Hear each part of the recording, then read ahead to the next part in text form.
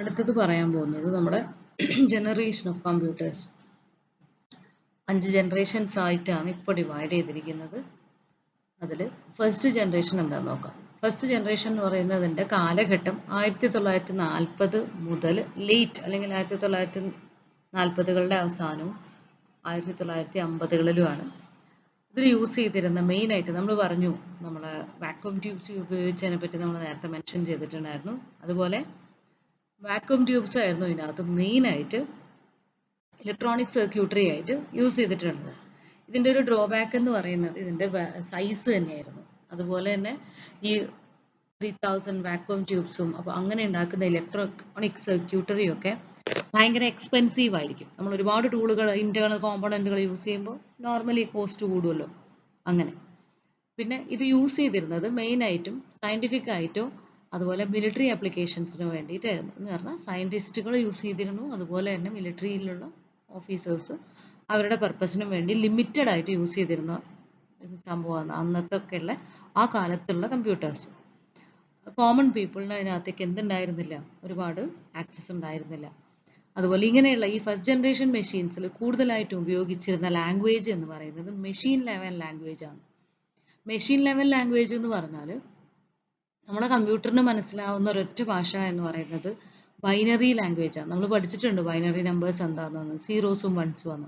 അപ്പോൾ ഈ zeros and വൺസിൻ്റെ ഒരു സീക്വൻസ് ഓഫ് ഇതായിരിക്കും. എന്ത് റെപ്രസെന്റ് ചെയ്യാനും നമുക്ക് എന്ത് വേണം, ഈ ബൈനറി കോഡുകൾ വേണം. നമ്മൾ പഠിച്ചിട്ടുണ്ടല്ലോ 4 ബിറ്റ് വെച്ചിട്ട് 5 ബിറ്റ് വെച്ചിട്ടും 6 ബിറ്റ് വെച്ചിട്ടും ഒക്കെ നമ്മൾ ഓരോ നമ്പർ സിസ്റ്റം പഠിച്ചിട്ടുണ്ടല്ലോ. അപ്പോൾ അതുപോലെയുള്ള നമ്പർ സീക്വൻസസുകൾ ഉപയോഗിച്ചിട്ടായിരുന്നു ഫസ്റ്റ് ജനറേഷൻ കമ്പ്യൂട്ടേഴ്സ് ഒക്കെ വർക്ക് ചെയ്തിരുന്നത്. അപ്പോൾ നിങ്ങൾക്കറിയാം അതിൻ്റെ ബുദ്ധിമുട്ട് എന്താണെന്ന്. ഇപ്പോൾ ആഡ് എന്ന് പറഞ്ഞ ഒരു സാധനം ചെയ്യണമെന്നുണ്ടെങ്കിൽ അതിൻ്റെ കോഡ് ആരും ഓർത്ത് വെക്കണം, നമ്മൾ ഓർത്ത് വെക്കണം. അപ്പോൾ ഇത്തിരി ഡിഫിക്കൽട്ട് ആയിട്ടുള്ള ഒരു ടാസ്ക് തന്നെയാണത്. അതുപോലെ അതിൻ്റെ കുറച്ച് എക്സാമ്പിൾസ് ആണ് ഏനിയാക്ക്, യൂണിവാക്ക് 1, IBM 701 എന്നൊക്കെ പറയുന്ന സംഭവങ്ങൾ. അപ്പോൾ സൈസും കൂടുതലായിരുന്നു, എക്സ്പെൻസീവ് ആയിരുന്നു. ഇതൊക്കെ അതിൻ്റെ ഡ്രോബാക്ക് ആയിട്ട് പറയാം. ഇതിന് ശേഷം 1950 ലേറ്റ് 1950s സ്റ്റാർട്ട് ചെയ്ത് 1960കളിൽ പോപ്പുലർ ആയിട്ടുള്ളതാണ് സെക്കൻഡ് ജനറേഷൻ ഓഫ് കമ്പ്യൂട്ടേഴ്സ് എന്ന് പറയുന്നത്. അതായത് ഫസ്റ്റ് ജനറേഷനെ നമ്മൾ എന്ത് ചെയ്യുന്നു, കുറച്ചും കൂടെ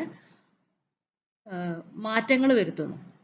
എന്താ ഏറ്റവും വലിയൊരു ചേഞ്ച് എന്താ ഉണ്ടാകുന്നതെന്ന് വെച്ചാൽ, ഫസ്റ്റ് ജനറേഷനിൽ യൂസ് ചെയ്തിരുന്ന വാക്വം ട്യൂബ്സിനെ നമ്മൾ റീപ്ലേസ് ചെയ്യാന്ന് എന്ത് വെച്ചിട്ട്, ട്രാൻസിസ്റ്റേഴ്സ് വെച്ചിട്ട്. നമ്മൾ ഓൾറെഡി പറഞ്ഞിട്ടുണ്ട് ക്ലാസ്സിൽ, ട്രാൻസിസ്റ്റേഴ്സ് എന്ന് പറയുന്നത് സൈസിൽ ഭയങ്കര ചെറുതാണ്, അതുപോലെ നമുക്ക് റിലയബിൾ ആണ്. എന്ന് പറഞ്ഞാൽ അതിൻ്റെ റിസൾട്ട് എപ്പോഴും നമുക്ക് വിശ്വസിക്കാൻ പറ്റുന്ന അല്ലെങ്കിൽ നമുക്ക് ഡിപ്പെൻഡ് ചെയ്യാൻ പറ്റുന്ന വാല്യൂസ് ആയിരിക്കും. അതുപോലെ ഈ ചെറിയ സൈസും ആണ് ഇത് നിർമ്മിക്കാൻ, അതിൻ്റെ പ്രൊഡക്ഷൻ എന്ന് പറയുന്നത് എക്സ്പെൻസീവ് അല്ലാത്ത ഒരു സാധനമാണ്. ഭയങ്കര ചീപ്പായിട്ട് നമുക്ക് എന്ത് ചെയ്യാൻ പറ്റും, ട്രാൻസിസ്റ്റേഴ്സിനെ പ്രൊഡ്യൂസ് ചെയ്യാൻ പറ്റും. അപ്പോൾ ഈ ട്രാൻസിസ്റ്റേഴ്സ് വന്നപ്പോൾ ഉണ്ടായ വലിയൊരു മാറ്റം എന്താണെന്ന് വെച്ച് കഴിഞ്ഞാൽ, ഈ ഒരു ഫുൾ റൂമിലൊക്കെ നമ്മൾ ഏനിയാക്കിനെ പറ്റി പറയുമ്പോൾ പറഞ്ഞിട്ടുണ്ടായിരുന്നു, ഒരു ഫുൾ റൂം മുഴുവനും നമ്മൾ അതിനെ എന്ത് ചെയ്തിരുന്നു,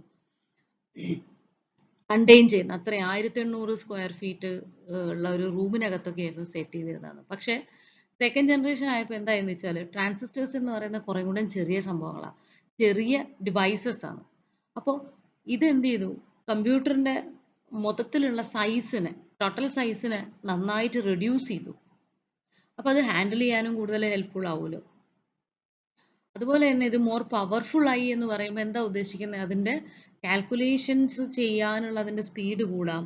അതുപോലെ തന്നെ സ്റ്റോർ ചെയ്യാൻ പറ്റുന്ന ഡേറ്റ, അതിന് ഹാൻഡിൽ ചെയ്യാൻ പറ്റുന്ന ഡേറ്റേൻ്റെ അളവുകൾ, അത് മെഷർമെൻറ്റുകൾ, അതൊക്കെ എന്തായി, കൂടുതലായി. ഏതിനെ അപേക്ഷിച്ചിട്ട്, ഫസ്റ്റ് ജനറേഷനെ കമ്പയർ ചെയ്തിട്ട്. അതുപോലെ തന്നെ ഈ സെക്കൻഡ് ജനറേഷനകത്തുള്ള വലിയൊരു ഗുണം എന്താണെന്ന് വെച്ചാൽ, മാഗ്നറ്റിക് കോർ മെമ്മറികൾ എന്ന് പറയുന്ന ഒരു കൺസെപ്റ്റ് വരാൻ തുടങ്ങി. മെമ്മറി എന്ന് പറഞ്ഞാൽ നമ്മൾ യൂസ് ചെയ്യുന്ന ഡാറ്റയെ സ്റ്റോർ ചെയ്യാൻ പറ്റുന്നുള്ള ഒരു കൺസെപ്റ്റാണ്. അതെന്തിലുണ്ടായിരുന്നില്ല, ഫസ്റ്റ് ജനറേഷനിൽ അങ്ങനെ ഒരു ഡിവൈസ് ഉണ്ടായിരുന്നില്ല, മെമ്മറി എന്ന് പറയുന്ന ഒരു സംഭവം ഉണ്ടായിരുന്നില്ല. അതുപോലെ തന്നെ ഈ ഫസ്റ്റ് ജനറേഷനിൽ യൂസ് ചെയ്തിരുന്ന മെഷീൻ ലാംഗ്വേജിനെ മാറ്റിയിട്ട് നമ്മൾ അതിനകത്തേക്ക് ഹൈ ലെവൽ പ്രോഗ്രാമിംഗ് ലാംഗ്വേജസ് കൊണ്ടുവരികയാണ്. ഈ ഹൈ ലെവൽ ലാംഗ്വേജസ് എന്ന് പറഞ്ഞു കഴിഞ്ഞാൽ അതിൻ്റെ കോഡുകൾ നമ്മൾ എഴുതുന്നത് ഹ്യൂമൻ അണ്ടർസ്റ്റാൻഡബിൾ ലാംഗ്വേജസ് ആയിരിക്കും. ഏതാ ഈ ഹ്യൂമൻ അണ്ടർസ്റ്റാൻഡബിൾ ലാംഗ്വേജസ്? നമ്മൾ നോർമലായിട്ട് യൂസ് ചെയ്യുന്ന ഇംഗ്ലീഷ്. അപ്പോൾ നമുക്ക് ഓർത്ത് വെക്കാൻ കൂടുതൽ എളുപ്പമാവും അല്ലേ, കുറച്ചും കൂടെ സിമ്പിൾ ആവുകയാണ് നമ്മുടെ കമ്പ്യൂട്ടർ. സൈസ് കൊണ്ടായാലും അതിൻ്റെ ഫങ്ഷനിങ് കൊണ്ടായാലും അതിൻ്റെ കോസ്റ്റ് വെച്ചിട്ടാവുമ്പോഴും. ഇപ്പോൾ ട്രാൻസിസ്റ്റർ വെച്ചാൽ ട്രാൻസിസ്റ്ററിന് ചെറിയ ചിലവേ ഉള്ളൂ എന്ന് പറഞ്ഞു. അപ്പോൾ ട്രാൻസിസ്റ്റർ എക്സ്പെൻസീവ് അല്ല എന്നുണ്ടെങ്കിൽ അതുകൊണ്ടുണ്ടാക്കുന്ന കമ്പ്യൂട്ടറിൻ്റെ എന്താവും, പ്രൈസ് കുറയും, അതിൻ്റെ സൈസ് കുറയും. അപ്പോൾ കുറച്ചും കൂടിയും ആൾക്കാരിലേക്ക്, പൊതുവായിട്ടുള്ള നമ്മളെ കോമൺ പീപ്പിളിലേക്ക് ഈ സാധനം എന്താവും, വൈഡ് സ്പ്രെഡ് ആവാൻ തുടങ്ങി, അവർ യൂസ് ചെയ്യാൻ തുടങ്ങും. അതാണ് അതിൻ്റെ ഒരു വലിയ അഡ്വാൻറ്റേജ് ഉണ്ടായത്. ഇനി എക്സാമ്പിൾ അതിൽ ക്യാപിറ്റൽ ആയിട്ട് എഴുതണം. IBM 1401 യൂണിവാക്ക്, രണ്ടും ക്യാപ്സിൽ എഴുതേണ്ടതായിരുന്നു, മാറിപ്പോയതാണ് കേട്ടോ, 1107.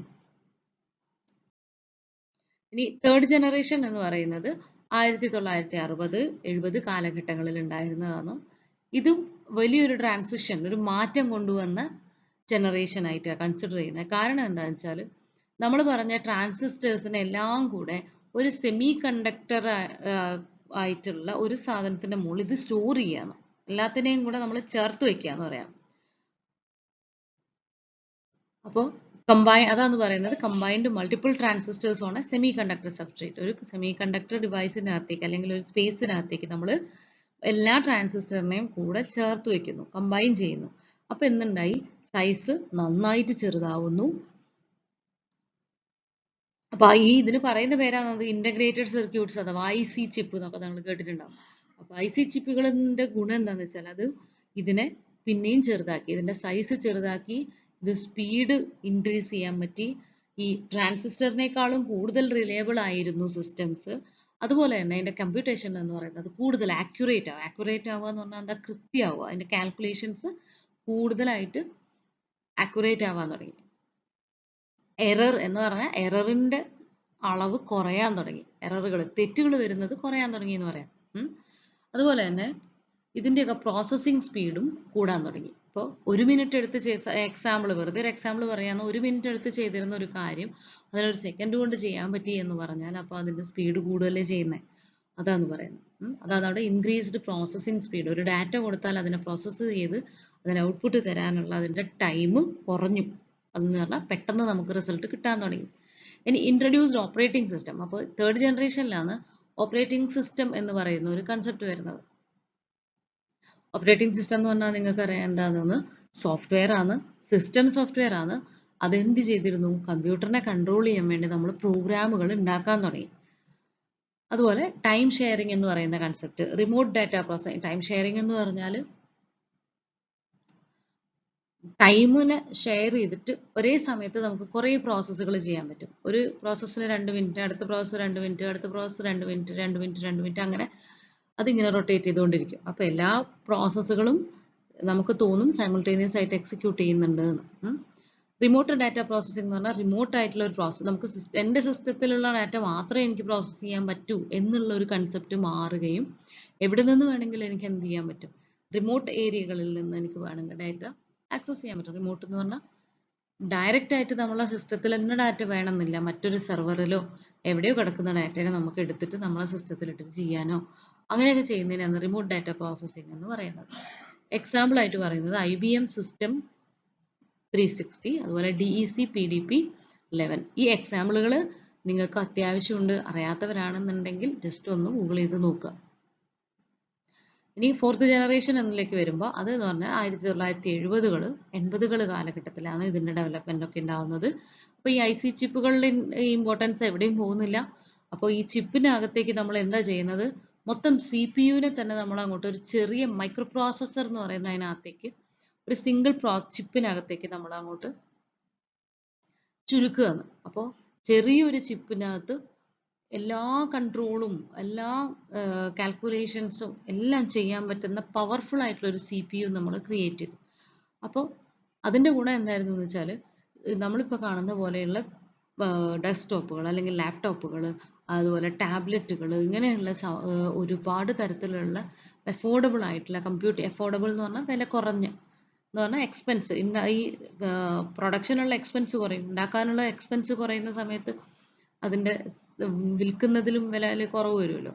അങ്ങനെ അഫോർഡബിൾ ആയിട്ടുള്ള ഒരുപാട് കമ്പ്യൂട്ടിംഗ് ഡിവൈസസ് വന്നു. നിങ്ങൾക്ക് തന്നെ അറിയാം, നിങ്ങളെ മൊബൈൽ ഒക്കെ എത്ര ചെറിയൊരു സാധനം, അതിനകത്ത് കമ്പ്യൂട്ടറിൽ ചെയ്യുന്ന എല്ലാ കാര്യവും ഇപ്പം ചെയ്യാൻ പറ്റുന്നുണ്ടല്ലോ. അതുകൊണ്ടാണ് അങ്ങനെ പറയാൻ കാരണം. അപ്പൊ ഈ നമ്മുടെ സിസ്റ്റത്തിന് കമ്പ്യൂട്ടറിനകത്തും എന്തുണ്ട്, അല്ലെങ്കിൽ മൊബൈലിനകത്തും എന്തുണ്ട്, CPU ഉണ്ട്. അപ്പൊ നിങ്ങൾ ആലോചിച്ച് നോക്കണം അതിന് എത്രത്തോളം സൈസ് ഉണ്ടാവുമെന്ന്. അതേപോലെ തന്നെ GUI എന്ന് പറഞ്ഞാൽ ഗ്രാഫിക്കൽ യൂസർ ഇന്റർഫേസ് ആണ്. ഇത് എന്തിനു സഹായിക്കും? നമ്മളെ ഗ്രാഫിക്കലായിട്ട് ചിത്രങ്ങൾ കാണാനും വീഡിയോസ് കാണാനും ഒക്കെ നിങ്ങളെ സഹായിക്കുന്നത്. നിങ്ങൾ ഗെയിമുകൾ കളിക്കുമ്പോൾ അതിനകത്തുള്ള ഇമേജുകൾ കാണാൻ പറ്റുന്നത്, ഇതൊക്കെ എന്തിന്റെ ഹെൽപ്പ് കാരണമാണ്? Graphical user interface. അതിനെ നമ്മൾ ഷോർട്ടായിട്ട് എന്ത് പറയും? GUIs എന്ന് പറയും. അതുപോലെ തന്നെ നെറ്റ്വർക്കിംഗ് ടെക്നോളജിയും നല്ല രീതിയിൽ എന്തായി? അഡ്വാൻസ്ഡ് ആയി. ഒരുപാട് തരം പുതിയ പുതിയ ടെക്നോളജീസ് വന്നു. അതുപോലെ നെറ്റ്വർക്കിംഗിൽ നമുക്കറിയാം ബ്ലൂടൂത്ത് വന്നു, അല്ലെ, വയർലെസ് ഡാറ്റ കമ്മ്യൂണിക്കേഷൻ വന്നു. അതുപോലെ ഒരുപാട് ആപ്ലിക്കേഷൻസ് വരാൻ തുടങ്ങി, നമ്മളെ ഹെൽപ്പ് ചെയ്യാൻ ഡാറ്റ കമ്മ്യൂണിക്കേറ്റ് ചെയ്യാനുള്ള സോഷ്യൽ മീഡിയകൾ വരാൻ തുടങ്ങി. അപ്പോൾ ഇന്റർനെറ്റിന്റെ ആക്സസിന് ഒരുപാട് വർദ്ധിച്ചു. ഇതൊക്കെ നടക്കുന്നത് ഏതിലാണ്? 4th ജനറേഷനിലാണ്. അപ്പോൾ അവിടെ നമുക്ക് പറയാം ആപ്പിൾ 2 എക്സാമ്പിൾ ആയിട്ട് പറയാം. ആപ്പിൾ നമുക്കറിയാം മാക്കിൻടോഷിന്റെ പ്രോഡക്റ്റ് ആണ് ആപ്പിൾ. അതുപോലെ IBM, അവിടെ അതെ IBM എന്ന് ക്യാപിറ്റലിൽ വേണം. IBM PC വന്നു, IBMന്റെ പേഴ്സണൽ കമ്പ്യൂട്ടർ. പിന്നെ കൊമോഡോർ എന്ന് പറഞ്ഞിട്ടൊരു കൊമോഡോർ 64 എന്ന് പറഞ്ഞിട്ടൊരു എക്സാമ്പിളും കൂടെ. ഇനി 5th ജനറേഷനിലെന്ന് പറയുമ്പോൾ ഇപ്പൊ നടന്നുകൊണ്ടിരിക്കുന്നത്, നമ്മളിപ്പോൾ കടന്നുപോയിക്കൊണ്ടിരിക്കുന്നത് 5th ജനറേഷനിലാണ്. അതെന്ന് പറയുമ്പോൾ 1980കളിൽ സ്റ്റാർട്ട് ചെയ്തിട്ട് ഇപ്പോഴും കണ്ടിന്യൂ ചെയ്തു പോകുന്നു. ഇതിന്റെ പ്രത്യേകത എന്താണെന്ന് വെച്ചാൽ അൾട്രാ ലാർജ് സ്കെയിൽ, USLI അല്ല ULSI ആണ്, ടൈപ്പിംഗ് മിസ്റ്റേക്ക് ആണ്, അത് നോട്ട് ചെയ്യണം. അൾട്രാ ലാർജ് സ്കെയിൽ ഇന്റഗ്രേഷൻ ചിപ്പുകൾ എന്ന് പറഞ്ഞാൽ വലിയ തോതിൽ നമുക്ക് എന്ത് ചെയ്യാൻ പറ്റും? ഡാറ്റ സ്റ്റോറിങ് അല്ലെങ്കിൽ നമ്മുടെ പ്രോസസ്സിങ് ഫാസ്റ്റ് ആവും, അങ്ങനെയൊക്കെ ചെയ്യുന്ന ചിപ്പുകൾ, ഒരുപാട് കപ്പാസിറ്റിയുള്ള ചിപ്പുകൾ ഉണ്ടാവാൻ തുടങ്ങി. അതാണ് ULSI ആണ്, USLI അത് മാറിപ്പോയത്. പിന്നെ അതിനകത്ത് ഇപ്പൊ നമുക്കറിയാം നമ്മൾ മൊബൈലിലെ ഡിവൈസസുകൾ കണ്ടുപിടിച്ചു, കൂടുതൽ പുതിയ പുതിയ ടെക്നോളജികൾ വരുന്നുണ്ട്, നെറ്റ്വർക്കിംഗ് ടെക്നോളജീസ് ഒക്കെ. പിന്നെ ക്ലൗഡ് കമ്പ്യൂട്ടിംഗ് എന്ന് പറഞ്ഞാൽ നിങ്ങളുടെ ഡാറ്റയെ നിങ്ങൾ ഒരു ക്ലൗഡിൽ അല്ലെങ്കിൽ നിങ്ങളെ സിസ്റ്റത്തിലല്ലാതെ വേറെ എവിടെയെങ്കിലും നമ്മൾ സ്റ്റോർ ചെയ്യാം. അപ്പൊ നമുക്ക് എന്ത് വേണ്ട? നമുക്കൊരു സിസ്റ്റം ആവശ്യമില്ല ഡാറ്റ സ്റ്റോറിങ്ങിന്. നമുക്ക് ഇഷ്ടമുള്ളിടത്ത് എവിടെ വെച്ചിട്ട് വേണമെങ്കിൽ അതിനെ എന്ത് ചെയ്യാം? നമുക്ക് ആക്സസ് ചെയ്യാം. അങ്ങനെ ഒരു കൺസെപ്റ്റ് ആണ് ക്ലൗഡ് കമ്പ്യൂട്ടിംഗ്. പിന്നെ നിങ്ങൾക്കറിയാം ആർട്ടിഫിഷ്യൽ ഇന്റലിജൻസ് വന്നു. നിങ്ങൾ പറയും പോലെ ChatGPT അങ്ങനെയൊക്കെയുള്ള ഒരുപാട് കൺസെപ്റ്റുകൾ വന്നു. പിന്നെ മെഷീൻ ലേണിംഗ് വന്നു, ഡാറ്റ എഞ്ചിനീയറിംഗ്, ഡാറ്റ സയൻസ് വന്നു. അങ്ങനെ ഒരുപാട് സംഭവങ്ങൾ 5th ജനറേഷൻ അതിപ്പോഴും തുടർന്നുകൊണ്ട് പോയിക്കൊണ്ടിരിക്കുകയാണ്. ഡെവലപ്മെന്റുകൾ കൂടിക്കൊണ്ടേയിരിക്കുന്നുണ്ട്. ഇത്രയും കാര്യങ്ങളാണ് ഓരോ ജനറേഷനകത്തും പറയേണ്ടത്. ഈ പോയിന്റുകൾ ഓർത്ത് വെക്കുക. Thank you.